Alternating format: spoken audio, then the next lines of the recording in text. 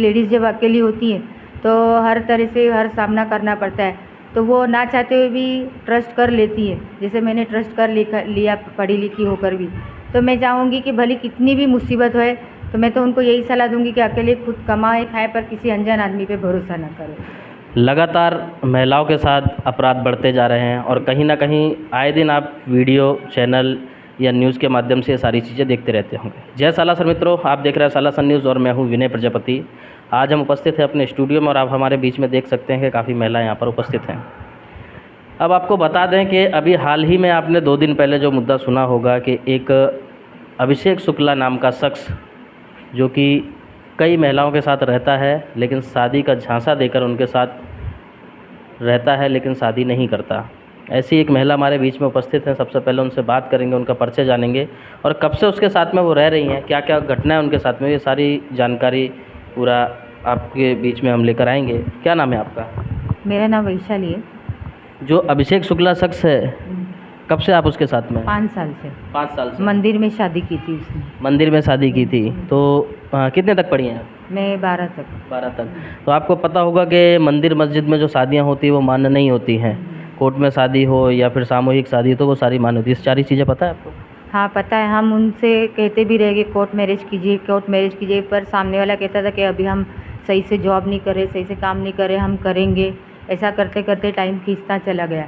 फिर आगे उसके मतलब भी बर्ताव में भी चेंज आता गया। तब मैंने उसका तपास करना शुरू किया। तब मुझे पता चला कि और भी लड़कियों से वो बात करता है। तो उसमें से एक लड़की का पता चला, तो हमने झगड़ा किया उससे कि हमारे साथ में रह रहे हो और उसके यहाँ जा रहे हो, मुझसे पैसा छीनते हो, मुझसे झगड़ा कर रहे हो। बस ऐसे करते करते दिन गुजर गए। तो एक दिन 24 तारीख को जब हमारे घर पे आए थे वो, तो हमसे पैसे मांगे तो हमने मना कर दिए। तो सामने वाले ने वो लड़की को फ़ोन किया जिसका नाम शशिकला देवी था। तो वो जब हमारे घर पे आई तो बोली कि हमको तुमने पकड़ा था, हमारा साथ में रहना छुड़ा दिया, हम आपको हमारा वो हर्जाना चुकाओ। मैं बोली 5 साल मेरे जो बर्बाद हुए वो कौन चुकता करेगा, उसका हिसाब किताब कौन करेगा। तो उन्होंने मारपीट शुरू कर दी। तो जो शशिकला देवी करके है वो शादीशुदा है या कबारी है? वो उसके बारे में नहीं मालूम नहीं आपको? तो कितनी ऐसी औरतें या लड़कियां हैं जो आपको पता चला होगा कि इसके संबंध में? शशिकला के बारे में ही पता चला और जानकारी नहीं है। तो अभी आगे क्या हुआ फिर, उसके बाद क्या किया? उन्होंने मेरे घर में सब तलाशी ली। जो मेरे पर्स में पैसे थे 1500 रुपये वो भी लेके चला गया, घर का राशन लेके चला गया। फिर स्टील के रोड से दोनों ने मिलके पीटा मुझे, ऐसा पीटा कि चलने के लायक नहीं छोड़ा। जैसे 2 दिन पहले 3 दिन पहले हम अपने चैनल के माध्यम से आपको वो चीज़ें दिखाई और आप चेहरा देख सकते हैं, लेकिन शरीर का ऐसा कोई भी हिस्सा बाकी नहीं होगा कि जहाँ पे मारपीट नहीं की गई। और मारपीट भी ऐसी कि सामने वाला अगर किसी को वो फ़ोटो वीडियोस दिखाए जाएँ तो देख कर चक्कर आ जाए। इस तरीके की मारपीट करना और इस तरीके की हैवानियत करना, हम आपको स्क्रीन पर उसका चेहरा दिखाएंगे जिसने इस तरीके की मारपीट की। अभिषेक शुक्ला नाम है उसका। और अगर ये 2 लेडीज़ हैं, ना जाने ऐसी कितनी औरतें और लड़कियां होंगी। और जैसे जानकारी भी मिली है कि गांव में भी एक है, जिस दिन उसको पुलिस ने उठाया उसके बाद जब पूछताछ उससे हुई तो ऐसी जानकारी मिली कि गांव में भी एक है। मतलब 3 ये हैं और ना जाने कितनी ऐसी होंगी जिनके बारे में लोगों को जानकारी नहीं होगी। लेकिन एक सबसे बड़ा मुद्दा ये भी आता है कि लगातार ऐसे मामले बढ़ते जा रहे हैं। कहीं ना कहीं लेडीज़ों को भी इन सारे मामलों में सतर्क रहना चाहिए। आपको जब सामने वाले के बारे में पूरी जानकारी नहीं होती उसके बाद आप उसके साथ शादी कर लेते हैं या साथ में रहने लगते हैं, संबंध बन जाते हैं, तो ये सारी चीज़ें लगातार समाज में बढ़ती जा रही हैं और कहीं ना कहीं लोग इससे अनजान हैं। तो जागरूक रहना चाहिए। और समाज मारपीट की आपके साथ, तब आप घर के अंदर थी। हाँ, मुझे तो फिर आपको कौन लेके आया, किस तरीके से आप हॉस्पिटल गई, किस तरीके से केस हुआ? जब हमको मार के वो लोग भाग गए, दरवाज़ा भी बंद था, हम दरवाज़ा खोलने के लिए उठ भी नहीं पा रहे थे। पर हमारे मोबाइल में जो नंबर थे हम सब जगह घुमाए और सर्च किया तो हमने ऋचा सिंह जी है जो करणी सेना से ताल्लुक़ रखती हैं, महिला की मदद करती हैं, वो मेरे फ़ोन करने पे तुरंत ही वो लोग हाजिर हुए और मुझे सरकारी हॉस्पिटल में एडमिट किया और मेरा जो भी ट्रीटमेंट था वो उन्होंने करवाया। तब जाके आज मैं चल फिर पा रही हूँ। आज अगर मैं बैठी हूँ उन्हीं की वजह से बैठी हूँ। उसके बाद आगे क्या हुआ फिर? उसको कब पकड़ा पुलिस ने? उसको पुलिस ने फिर शनिवार के दिन पकड़ा, उसको जेल हुआ। करणी सेना वाली जो ऋचा मैम है वो पूरा दिन हमारे साथ में रही। हमको सपोर्ट करती रही उसको पकड़ने में। वो शनिवार को पकड़ा गया और फिर बाद में लड़की भी पकड़ी गई। दूसरा जो घटना आपके साथ हुई उस बारे में आप कुछ बोलना चाहोगे कि जैसे आपके जैसे और भी लोग समाज में हैं, वो लोग इस चंगुल में ना फंसे, इस तरीके की घटना उनके साथ ना हो, कुछ बोलना चाहेंगे? हाँ, मैं बोलना चाहती हूँ क्योंकि काफ़ी अक्सर ऐसा होता है कि लेडीज़ जब अकेली होती है तो हर तरह से हर सामना करना पड़ता है, तो वो ना चाहते हुए भी ट्रस्ट कर लेती है। जैसे मैंने ट्रस्ट कर लिया पढ़ी लिखी होकर भी। तो मैं चाहूँगी कि भले कितनी भी मुसीबत होए तो मैं तो उनको यही सलाह दूँगी कि अकेले खुद कमाए खाए पर किसी अनजान आदमी पे भरोसा नहीं करे। जो मैंने गलती की वो ना करे। बहुत बढ़िया। जैसे इन्होंने ये सबक काफ़ी लेट लिया और ऐसे ही सभी एक दूसरे को देख के सबक सीखें तो बहुत अच्छी बात है, और इस तरीके की घटना ना बने इस विषय पर भी आप ध्यान रखें। दूसरा, ऋचा सिंह जी हमारे बीच में, उनसे भी हम बात करेंगे कि किस तरीके से उन्होंने ये पूरे मामले को अपने साथ में लेकर चली और इस महिला को न्याय दिलवाया। हमारे बीच में ऋचा सिंह जी हैं, उनसे हम बात करेंगे। और समाज में कहीं ना कहीं आप देखते रहोगे कि लोगों की सेवा में काफ़ी भागदौड़ ये करती रहती है। एक महिला होकर पुरुष से भी कहीं अधिक कार्य करती हैं, तो ऐसे लोगों को भी हम बधाई देंगे और उनसे बात करेंगे कि इस बारे में उनको कब जानकारी हुई और उन्होंने इस मामले को किस तरीके से संज्ञान में लिया और आगे तक पहुंचाया। मेरा नाम ऋचा सिंह राजपूत है और मैं वलसाड़ जिला अध्यक्ष हूँ करनी सेना से। और मेरे पास इनका नाम है वैशाली शुक्ला। इन्होंने मुझे फ़ोन किए कि मैं दरवाजे में बंद हूँ, मुझे मारपीट किया गया है और मैं बाहर चल फिर भी नहीं पा रही हूँ। तो हम 5 से 7 मिनट में इनके पास पहुँचे। तो हमने दरवाज़ा तोड़ा तो इनका स्थिति मतलब बहुत दयनीय थी। फिर हम कुछ सोचे नहीं, तुरंत एम्बुलेंस के फ़ोन किए। एम्बुलेंस आई, फिर चला हॉस्पिटल में, इनको एडमिट करवाए, वहाँ ट्रीटमेंट करवाए। इसके बाद पुलिस को पहले से इन्होंने FIR कर रखा था, तो फिर पुलिस को भी हम लोगों ने फिर बोला, तो इस हिसाब से उन लोग को 25 तारीख को हम इनसे मिले या 26 को मिले इनसे, 27 को उनको गिरफ़्तार किया गया, 28 तारीख को भी लड़की को भी गिरफ़्तार कर लिया गया और कानूनी कार्रवाई की जा रही है उनके साथ। और मैं महिलाओं से एक संदेश पहुंचाना चाहती हूं सबको कि देखिए, हम लोग गुजरात के प्रॉपर नहीं हैं, हम लोग कहीं ना कहीं से कमाने खाने आए हैं। और कुछ भी महिलाएं ऐसी होती है जो थोड़ा थोड़ा चीज़ों के लिए ट्रस्ट कर लेते हैं दूसरों पर, समझ गए। तो मैं उनसे एक ही विनती करना चाहती हूँ कि आप जिसको हाथ पकड़ के बाहर आए हो उसके साथ रहो। उससे ज़्यादा खुशी दुनिया में कोई दे ही नहीं सकता है आपको, कोई नहीं दे सकता, कोई दुनिया का।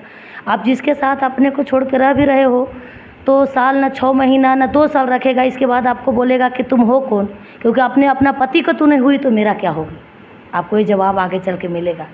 इसलिए आप जिसको जो किस्मत में आपका हो, जैसा हो, उसको आप भगवान मानो, उसको में खुशी ढूंढो, मिलेगा और बहुत अच्छा मिलेगा।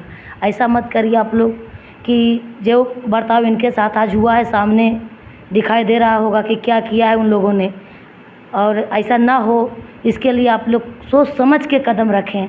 और आप लेडीज हो, भगवान ऐसे भी शक्तिशाली औरत को बनाया गया है, तो आप लोग अपना शक्ति को पहचानो और पहचान के अपने इज्जत स्वाभिमान के साथ जियो। अभी जैसे पुलिस ने उसको पकड़ लिया, उसके साथ में उस महिला को भी पकड़ा है, आगे क्या कार्रवाई हुई? हाँ, उसे शनिवार को जेंट्स को शुक्ला पकड़ाया। इसके बाद वो महिला इधर उधर भाग रही थी। फिर हम लोगों को पता चला कि वो भड़कमोड़ा में रह रही है, किसी का चाली था उसमें रह रही है। फिर हम 8:30 बजे उसके घर के तरफ गए तो नहीं मिली हमको। फिर हम लगातार उधर खड़े रहे, हमारी टीम हमारे साथ थी। फिर हम पुलिस को फ़ोन किए कि पता चला कि ये फलाने जगह वापी में है। तो जैसे हमको पता चला कि वो वापी में, हम तुरंत प्रशासन को फ़ोन किए और पुलिस जाके वहाँ उसको बरामद कर लिया और दोनों इस वक्त जेल में हैं। और मैं चाहती हूँ, यही अनुरोध करती हूँ कि उसको कड़ी से कड़ी सज़ा मिले। और एक लेडीज़ से नहीं, शादियों किसी से नहीं किया था, लेकिन नाजायज़ समझ 3-4 लेडीज़ से उसका था और सबको रखेल ऐसा बना के रखा था। इसलिए ऐसे मर्द को ऐसा होना चाहिए जो औरत के पैर के धूल के बराबर वो समझा ना, इसके लिए तो ऐसा किया सबके साथ, तो उसको कड़ी से कड़ी सज़ा मिले उसको। बस यही चाहते हैं आप लोगों से। ये थी हमारे बीच में ऋचा सिंह राजपूत जी। जैसे कि इन्होंने बताया और जो चीज़ें आज तक अभी तक आप लोगों ने देखी, साथ ही साथ इसमें जैसे ये सारा मामला हो गया, उसके बाद बात आती है अब हॉस्पिटल की।